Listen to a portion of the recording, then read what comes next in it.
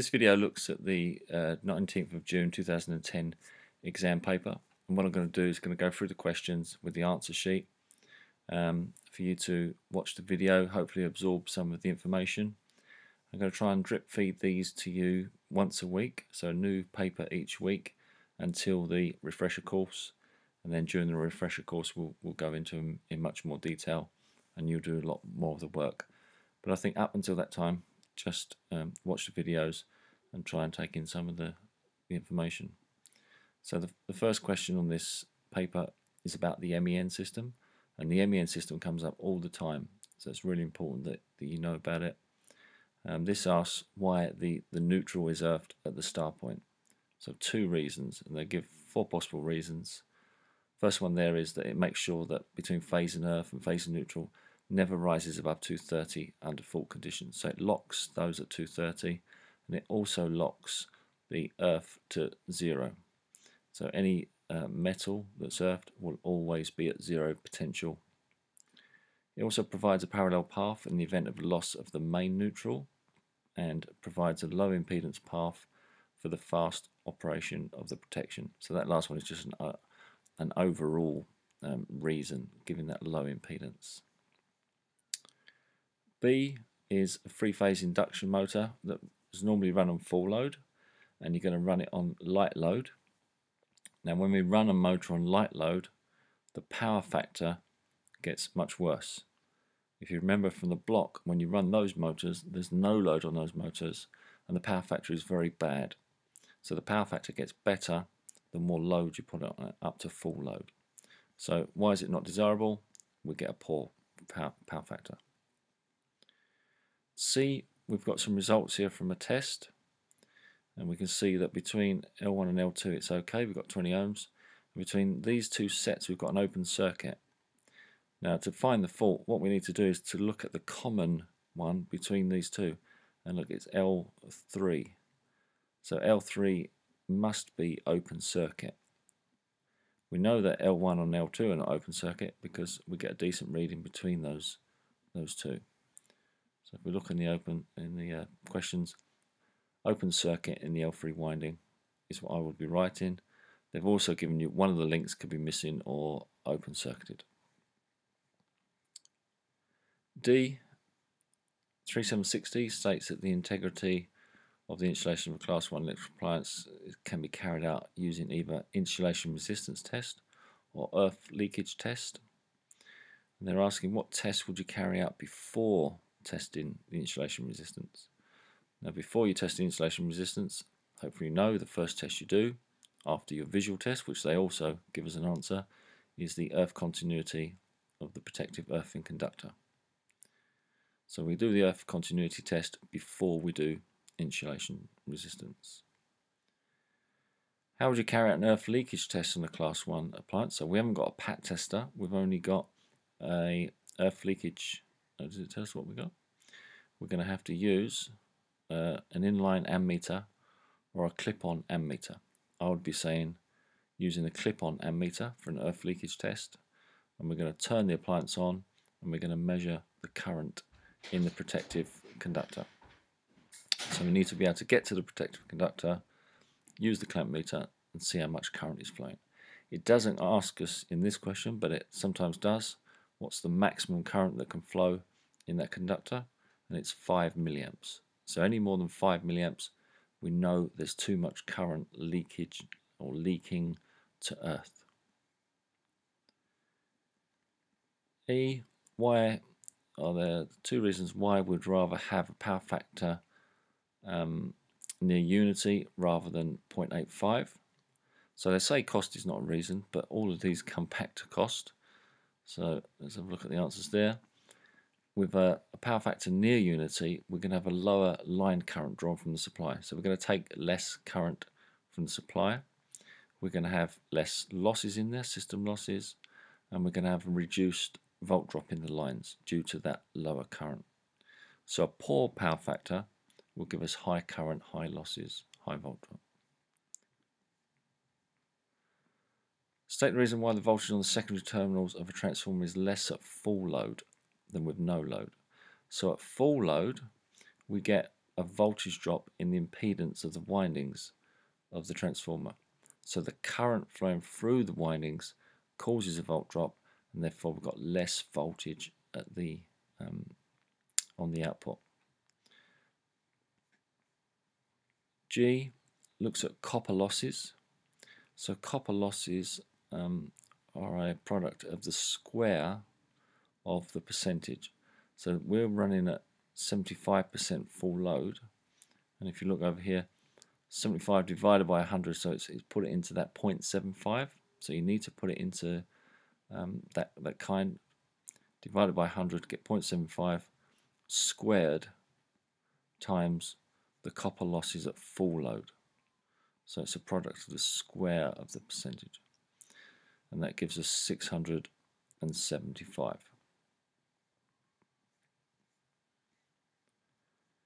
This is looking at the increase in voltages and what happens to the power. So most are designed to operate at 230 volts or 240. We've got a 2 kilowatt operating at 230 volts. So we want to calculate the power when it's operating at 240. So obviously that power's going to go up.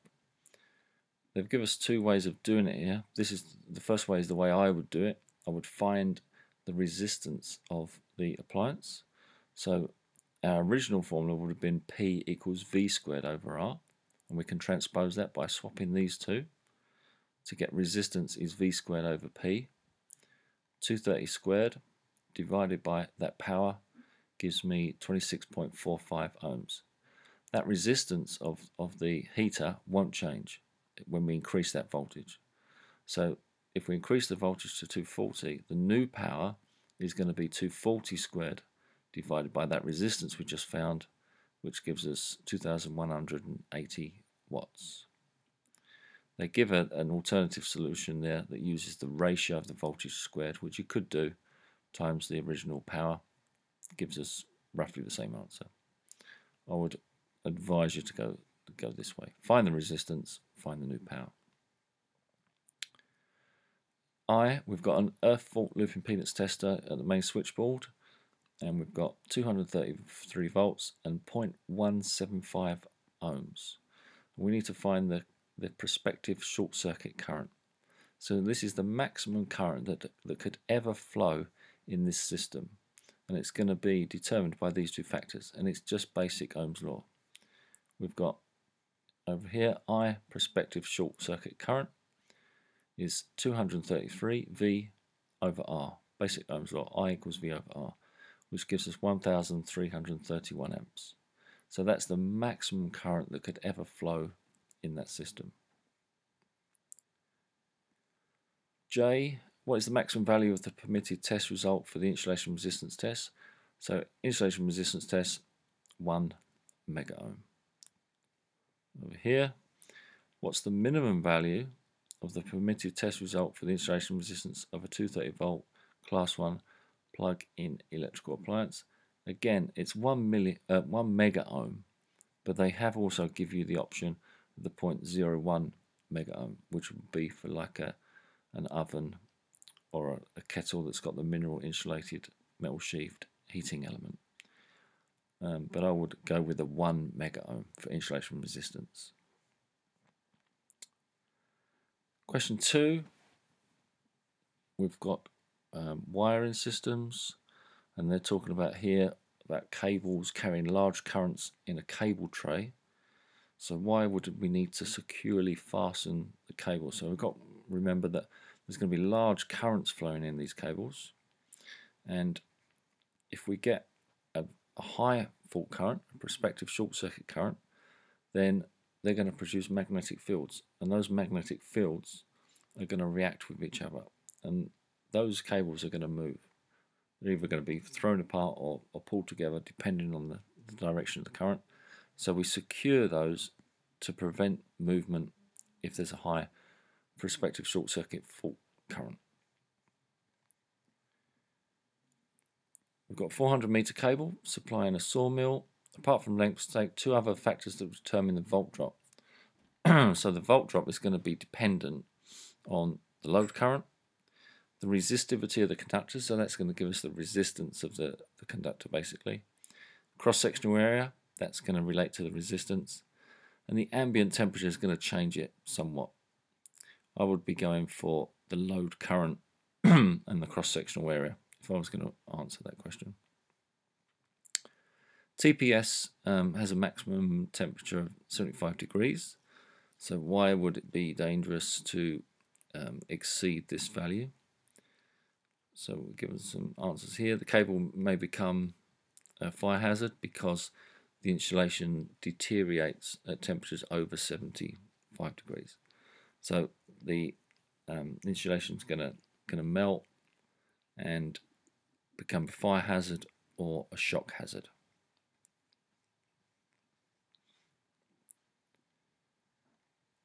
Got two cables here. We've got an XLPE and a PVC. The XLPE has a higher current rating than the PVC. So that can take 165 amps. This can only take 143 amps, even though both are 25 mil squared. So why is that? Well, it's because the XLPE cable insulation is able to withstand a much higher temperature. So it's all to do with the insulation. The copper is the same for both. The copper is not going to be too worried about these big high currents, but it's going to be the insulation that's going to break down.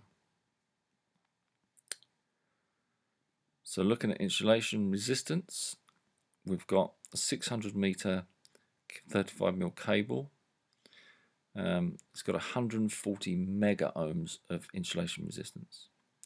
So what's going to happen if we shorten the cable to 450? If we shorten the cable, then the insulation resistance is going to go up. It's going to be harder for those electrons to get out of the insulation, get out of the cable. And so if we look over here, we times the two that we know, the resistance and the length of the first one, so our 600 and our 140 mega ohms. Now what they've done there, they've kept it, they haven't put the times 10 to the 6, so that they know that this answer here is going to be in mega ohms. So 600 times 140, and we divide by the length of the other cable, and that gives us 186.67 mega ohms.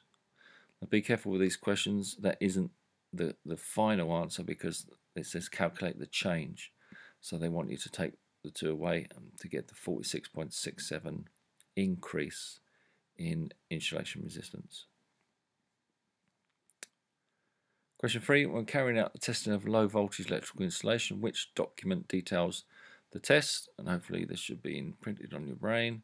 Is AS NZS 3000. B. We've got two socket outlets there, and you need to label. So you need to remember these. We've got the phase on the left, neutral and earth, and with this one, it's the other way up. We've got earth at the top there, neutral and phase or active on the right hand side. So you just need to remember those diagrams. Question 3, we've got a switched socket outlet, and they want to know the voltages that you would expect when the switch is off. So hopefully these are nice easy marks. Active and neutral, with it off, it's going to be 0 to earth, 0, neutral to earth, 0. If we switch it on, active to neutral, we should see 230 volts. Active to earth, we should see 230 volts. Neutral to earth, 0 volts. That's what we've got over here. Now to give you some different scenarios here, if we look with the voltages switched off, is what we'd expect, 0, 0, 0. With the voltages switched on, we've lost this active to earth. That should be 230 volts. Phase to earth should be 230. It's only 0. So why have we lost that? So it could be the protective earth and conductor is open circuited. So there's no earth to the socket, or the earth terminal is broken. So it's some kind of fault with the earth. We know it's not with the phase because we've got a decent phase reading there to neutral. And we've got another one here. which is E. We've got our 0, 0. Now when we've got it switched off, neutral to earth is giving us 230 volts. So we know there's a problem there. Active to neutral, that seems okay, 230 volts. Active to earth, we've got 0. So we've got no potential between phase and earth. But we have got a potential between neutral and earth, which we shouldn't have. We should have 0 there. So what's happened there is the active and neutral have been transposed. So someone's wired in the neutral to where the phase should be, and the phase to where the neutral should be. Question 4, we've got 3-phase heater, 3 elements rated at 400 volts, and they've each got a resistance of 30 ohms, and we can connect this in star or delta. So we're going to calculate the line current drawn when the elements are connected in star. Now in star, although we've got 400 volts, the star voltage is going to be 230 volts, because we know the phase voltage in star is 230. There's our 230 there, so the current is going to be 230 divided by the 30 ohms of the resistance of the element, and that gives us 7.66. Now that's a phase current, but the line current in star is the same as a phase current, so that 7.66 is the line current. In delta, the voltage is going to be 400 volts. It's going to get the full 3-phase voltage. So 400 divided by 30 is going to give us just over 13 amps. But again, this is the phase voltage, and we need to know the line voltage. Now in delta, the line voltage is bigger than the phase voltage, bigger by √3. So IL is I phase times √3, 13.3 times √3, gives us just over 23 amps. Now I think we're told back here, circuit is protected by a 10 amp reliable fuse. So could we put this in delta? No, that 23 amps is going to be far too much. So we could connect it in star, because we found up here that we're only going to draw 7.66 amps. So star is the most suitable connection. There's another difference in power consumed, so we're going to have to find the power in star, power in delta, and find the difference. Now 3-phase power formula, it's VL/IL √3 power factor. The power factor in this instance, because it's a resistive load, is just 1, so that's not going to change anything. In star, VL is 400, IL is the 7.6 that we calculated earlier, so times √3 gives us 5,307 watts. In delta, the line voltage is the same, 400. The line current is what we calculated earlier, 23.17. √3 times 1 gives us just over 16 kilowatts. So there's quite a big difference between star and delta, and that difference is 10,696 watts. So just taking the 2 away.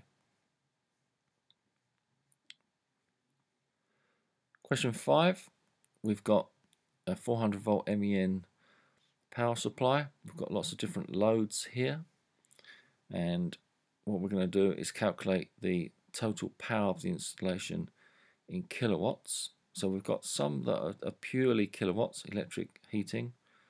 We've got some that have got power factors, so that's got a 0.8 power factor, and we've got some machines that we're given the watts again, and we're given a power factor. So these two here are both lagging, so they're both going to have a reactive power. So the total power in kilowatts, that's the easy one. We just need to add up all the kilowatts. So we've got 12 times 250 watts, so we need to turn that into kilowatts, which is 0.25. There's that there. 12 times 0.25 plus our 10 of the heating plus our 20 of machines gives us 33 kilowatts. Now, calculating the total kVA is a little bit of a mission, because what we need to do, we need that total kilowatts, and we need the total kVAR, the reactive power. And once we've got those two, we can use Pythagoras, so we can square both and take the square root after adding them. We can use Pythagoras to find kVA. Now, they've done it a couple of ways in the answer sheet. This is the way I would do it. I would find the VAR of the two reactive powers, add those together, and I would use that in the formula here with the kilowatts and the reactive power, square both, take the square root, that should go all the way across there, to give us the VA. Now we'll do some examples of this in class in that refresher course, so don't worry too much, but just to know that to find the kVA, we have to find the total kilowatts, the total kVAR, and then we can use Pythagoras down here to find the VA. They've given us quite a few different alternatives, which scare the life out of me. So I'd rather keep to that one there. We can look at these if you want during the course. So that gives us the total kVA. The total line current in the mains, if all the loads are operating together with no diversity, so it's that IV √3 power. Now, so we're going to transpose for I. I is going to be the power divided by √3 times VL. So we're going to find IL here. There's our power that we found back here, the total VA. So it's the VA divided by √3 times 400, and that gives us 71.44 amps. And that would be the line current if all the things were operating. Question 6.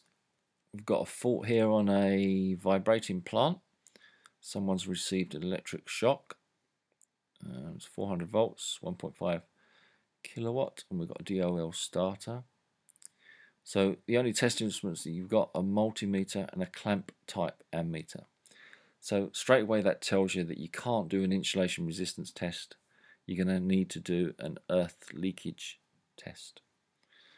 And we can't use the multimeter for insulation resistance because it doesn't give out enough voltage. So the first electrical test you would carry out the continuity of the protective earth conductor. So you're going to make sure that there's an earth there that's okay. And what you're going to use your multimeter, and you're going to set it on the lowest ohms scale. How you would test it?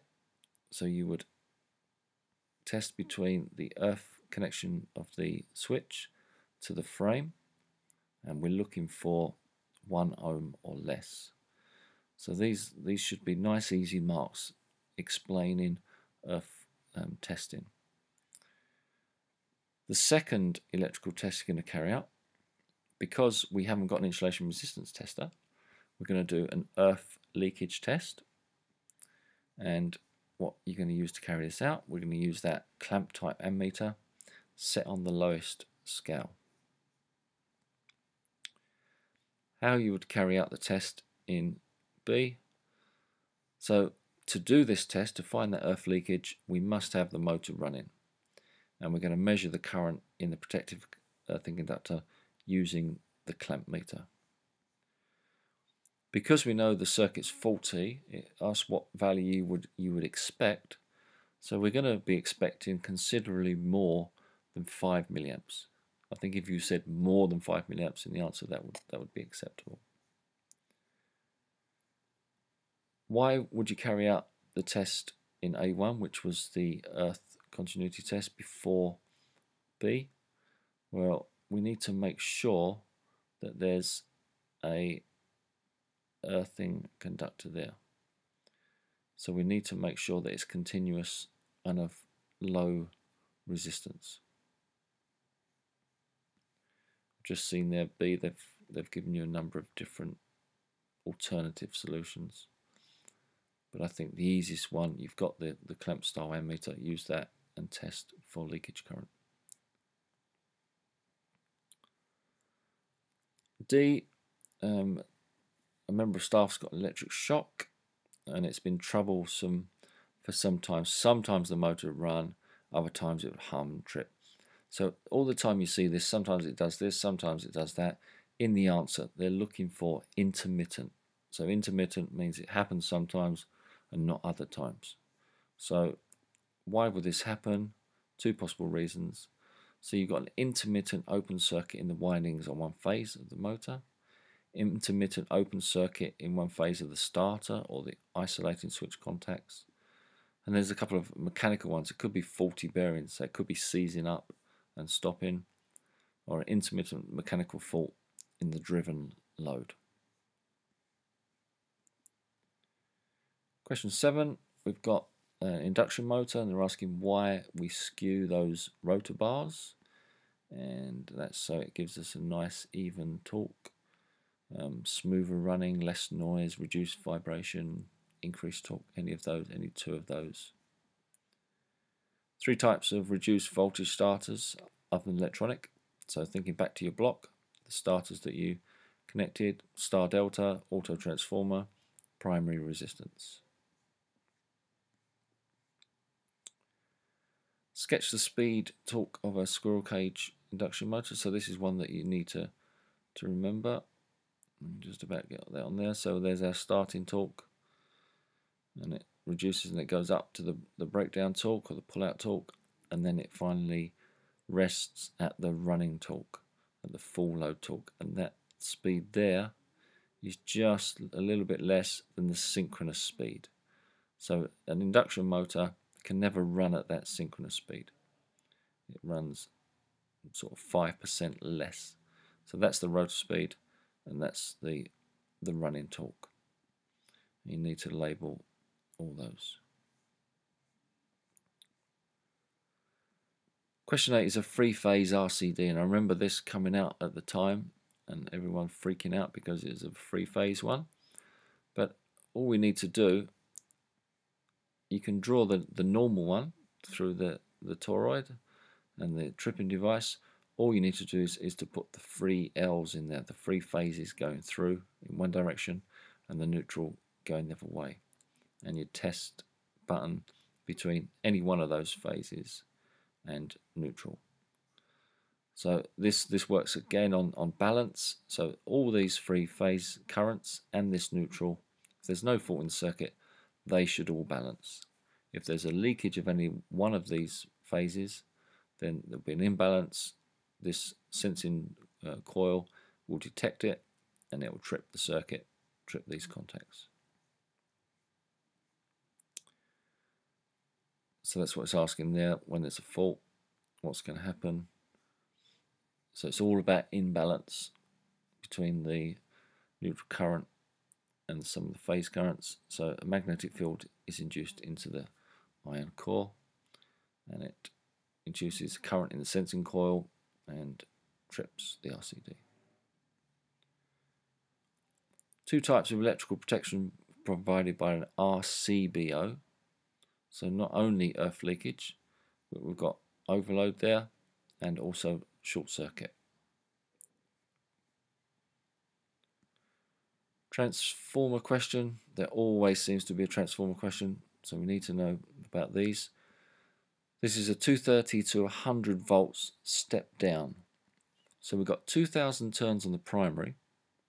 So straight away you should be thinking 230 to 100, the voltage is going down, and so the turns will be going down. So there's going to be less turns on the secondary side. And we've got 15 amps on the secondary when it's fully loaded. So we need to calculate the number of secondary turns. And the way they've done over here is the primary turns times the secondary voltage divided by the primary voltage.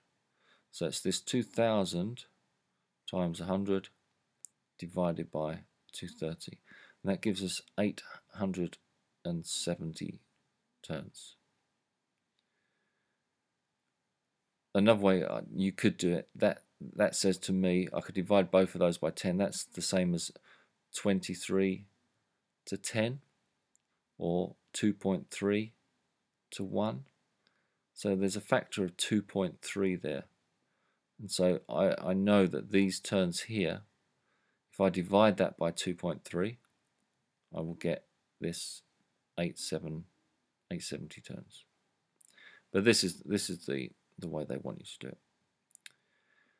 Calculate the primary current when fully loaded. Well, the primary current is going to be less than this secondary current because the primary voltage is higher. Because the V times the I on the primary is going to be the same as the V times the I on the secondary. So V times the I on the secondary, this 100 times 15 is what we've got here, and divided by that primary voltage will give us the primary current, 6.52. So it's less than the secondary, and it's less again by a factor of 2.3. What would be the most common form of cooling? So this will just be a small transformer. It's not very big VA, not very big currents, and so natural air convection would be okay for this transformer. Question 9b is quite a deep question, this one.